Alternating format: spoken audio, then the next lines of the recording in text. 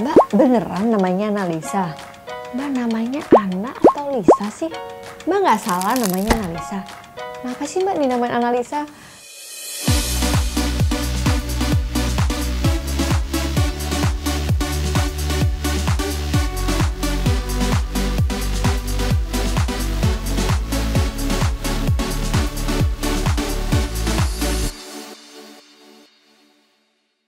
Oke, selamat datang di Analisa Channel. Saya Analisa Widianingrum dan saya mau cerita sedikit nih asal usul nama saya.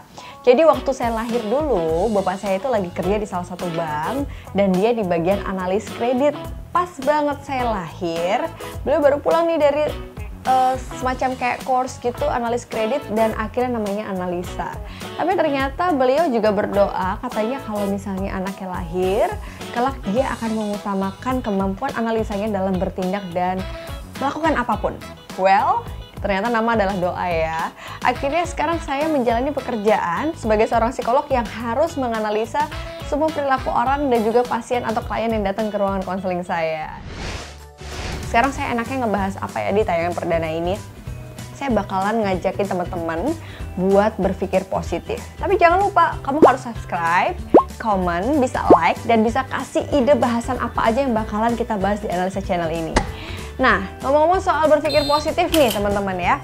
Kenapa sih saya pengen ngebahas ini di tayangan perdana saya? Karena sengaja YouTube channel ini memang saya bikin buat mengajak teman-teman supaya lebih berpikir positif. Karena ternyata banyak banget nih manfaatnya dalam berpikir positif. Walaupun sebagai manusia bullshit kali ya, kalau kita selalu positive thinking, lurus, lempeng kayak jalan tol gitu ya, pasti ada lah ya hilaf-hilafnya sebagai manusia. Oke, sekarang gini teman-teman, saya akan ngebahas apa sih manfaat berpikir positif atau positive thinking.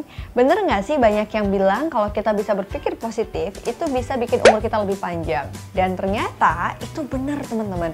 Didukung sama salah satu penelitian dari Oxford University, kalau ternyata orang yang memiliki kemampuan berpikir positif, dia akan memiliki umur yang lebih panjang dan juga akan mengurangi resiko berbagai penyakit. Dia akan mengurangi resiko adanya penyakit jantung, depresi, serta meningkatkan harapan hidup yang lebih panjang. Wow, ternyata dengan modal kita berpikir positif, kita bisa lebih sehat ya secara fisik. Tapi boleh nggak sih kita berpikir negatif? Karena berdasarkan New York Magazine, di situ katanya nih pikiran negatif itu bisa jadi alat penyaring kita dan kita bisa lebih hati-hati nih. Jadi penyaring kehati-hatian pikiran dan mata kita untuk dapat hal yang lebih detail. Saya setuju itu.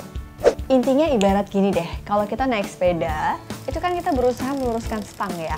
Tapi kalau kita lepas kendali, akhirnya stang itu kan akan belok-belok. Apa yang kita lakukan? Kita berusaha melurusin lagi kan?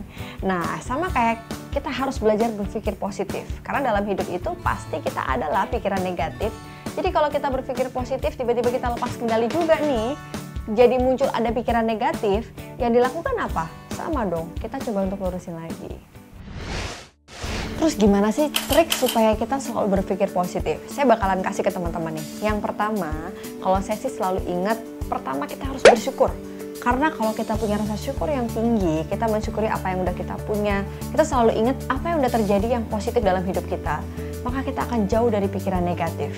Jadi rasa syukur ini bisa meningkatkan kemampuan kita berpikir positif loh teman-teman. Yang kedua, let's say bisa. Karena kalau kita biasa ngomong nggak bisa, apa yang kita ucapkan itu akan terjadi dalam hidup kita.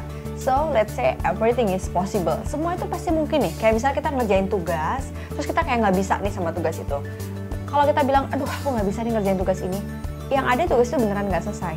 Tapi kalau misalnya kita berpikir positif dengan kita let's say bisa, kita akan berpikir, oke, aku memang sekarang ngerjain ini dan hasilnya belum memuaskan, so next time hasilnya akan lebih bagus lagi. Yang ketiga, jangan lupa kita ketawa. Karena kalau kita sering nonton film humor atau kita dengerin lelucon teman kita terus kita gampang ketawa, itu ternyata bisa merilis stres kita yang tadinya kayak membawa kita ke arah pikiran negatif. Oke, jadi supaya kita bisa happy terus, kita harus sering-sering ketawa ya. Tapi jangan ketawa-ketawa sendiri loh. Oke, jadi gitu deh yang bisa saya bagi di menganalisa perdana ini. Semoga bermanfaat ya teman-teman. Jangan lupa kamu subscribe, like, komen, dan sebarkan virus positif deh dimanapun kita berada. Oke, sampai jumpa di menganalisa berikutnya. Dadah!